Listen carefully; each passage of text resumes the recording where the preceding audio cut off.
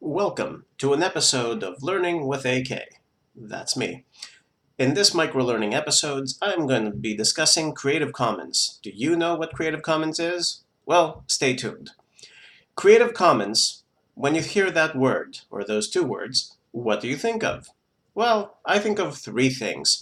I think of the Creative Commons organization, which is a distributed organization throughout the world that stewards the licenses themselves. Then I think of the actual Creative Commons licenses, which are a set of legal tools that helps power this movement. And leading into that, it's the movement. The Creative Commons movement is a global group, a coalition, if you will, of individuals who have formed around the open licensing that Creative Commons provides. And it's a group of people like me, perhaps people like you, artists, content creators, educators, scientists. Anybody could really be part of this. And the goal is to advance policies that mandate open access to things like research data. Um, so, what are the things that Creative Commons, as the licenses, as the movement, as um, the organization, what is this trio trying to accomplish? Well, the simple answer is that it depends. There really is no single motivation behind these licenses.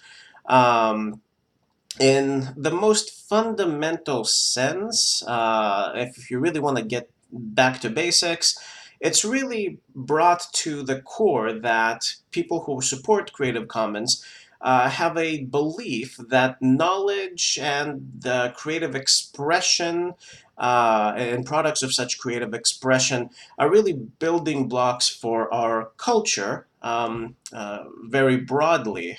So it could be both individual cultures like the culture of my neighborhood or of my country or even globally now with access to the internet. um, this these products, these cultural products, are really important to our society, and they really outlive the commercial value that they may have at the onset of their creation. This is really the tension that Creative Commons has tried to resolve.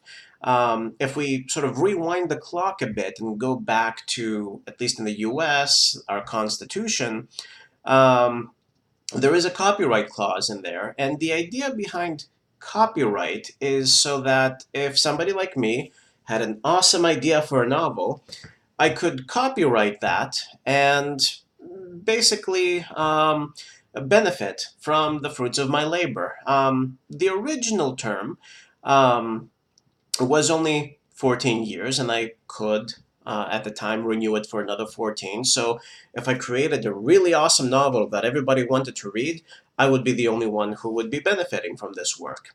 Um, well, back then, it was really hard to actually make work. So if I wanted to create a painting, it would take me a while and be only one. If I wanted to print books, I'd have to print a bulk order of books and sell them, and once that order was done, it was done. There was really no way of actually making additional copies for free or for really cheaply. So with the advent of the internet, it was actually really quick and cheap to actually make copies of things. And the way the internet works, not to get too technical, I can't really send you a copy of my book like I could in the old days, because by sending you a copy of my book, I'd lose access to it. But the way the internet works, if I send you a copy of my book, you actually get an actual copy. You get a copy and I get a copy. It's just how the technology works. Um, so that's one tension that Creative Commons tries to resolve. Um, and as we progress, let's leave the Constitution behind a bit and the original intent of copyright. What we see is that the US Congress kept extending copyright and kept extending it. And the most recent rather, extension to it was actually within our lifetimes. It was called the Sonny Bono Copyright Term Extension Act, which is also affectionately or unaffectionately known as the Mickey Mouse Act, because at that time in 1998, the original Mickey Mouse animation, I think it was called Steamboat Willie, very iconic, would have come into public domain. Now, what that means is when something is in public domain, the original copyright holders don't have the sole right to reproduce and sell that particular piece of work. So anybody, including me, could have used the likeness of the original Mickey to do whatever. Let's say promote this micro learning podcast, for example. But given the way that the laws worked, um, this was passed through and it was given copyright another 20 years extension, which, in my opinion, it was not all that great. But this brings forth uh, the sort of genesis, it's like the proto aspect of Creative Commons, because of a big lawsuit, Eldred versus Ashcroft. This went all the way up to the Supreme Court of the land in the United States. And the represented Eldred was an individual who took public domain works and made them more accessible to readers. Um, and his motivation was seeing his kid not liking Hawthorne. Don't blame the kid.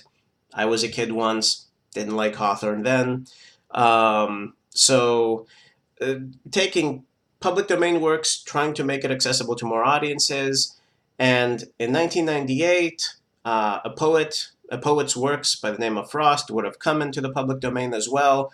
He wanted to make these things more accessible to wider audiences, couldn't do it. Why? Because of the Copyright Extension Act.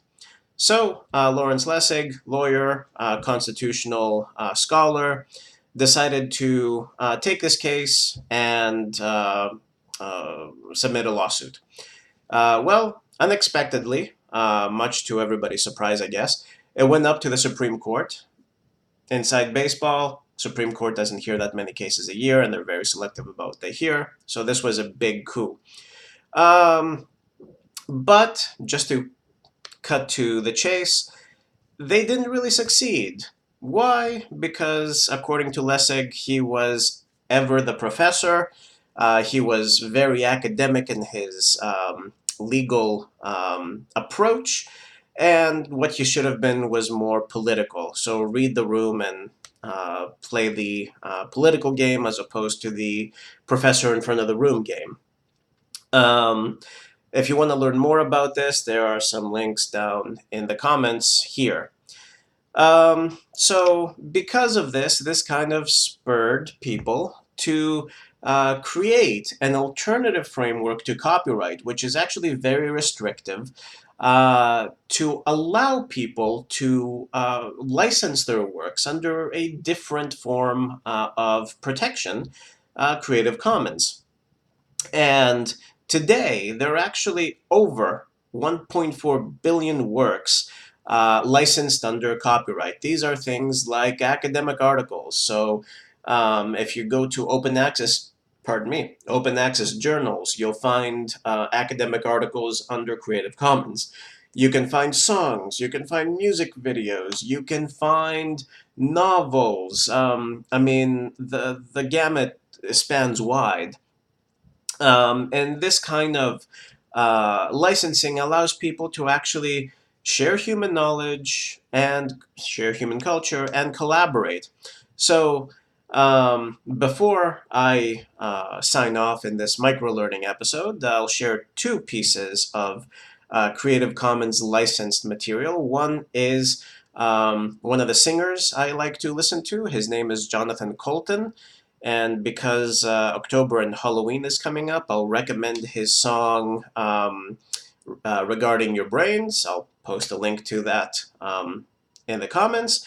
and actually my own Master's of Education capstone. When I was a MED student studying instructional design, my capstone was called Greek for Travelers.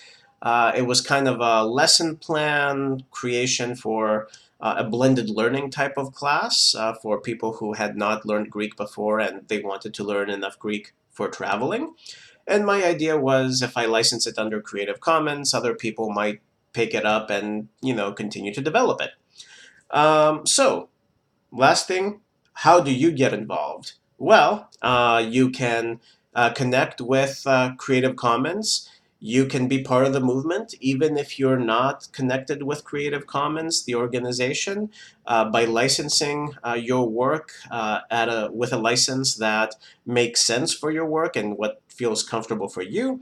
You can champion Creative Commons locally at your organization. If you work for a college or university, use open textbooks, save students some money. Try to find journals that publish via open access, so that's where you publish your publications. If you're an artist, maybe allow your artwork to be licensed under Creative Commons so that other people can benefit from viewing and sharing your art. And that's it. That was the first episode of AK's Microlearning, also licensed under Creative Commons. See you in the next episode. Bye bye.